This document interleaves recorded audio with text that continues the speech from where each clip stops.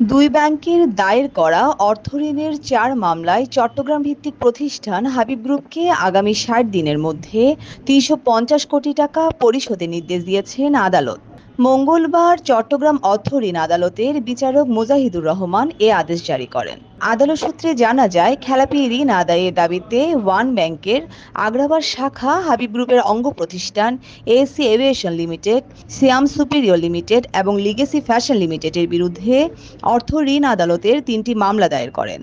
এছাড়া হাবিব গ্রুপের অপর একটি প্রতিষ্ঠান হাবিব স্টিলস লিমিটেডের বিরুদ্ধে ১৩৮ কোটি টাকা খেলাপি ঋণ আদায়ের দাবিতে মামলা দায়ের করে ঢাকা ব্যাংকের খাতুনগঞ্জ শাখা। ৪টি মামলায় আদালত হাবিব গ্রুপের চেয়ারম্যান ইয়াকুব আলী, ব্যবস্থাপনা পরিচালক ইয়াসিন আলী, পরিচালক আমিনা মাহবুব, আঞ্জুমান আরা, সালমান সুলতানা, তানভীর হাবিব, সালমান হাবিব ও মারুফ হাবিবের বিরুদ্ধে ৩৫০ কোটি টাকার ডিগ্রি প্রচার করেন।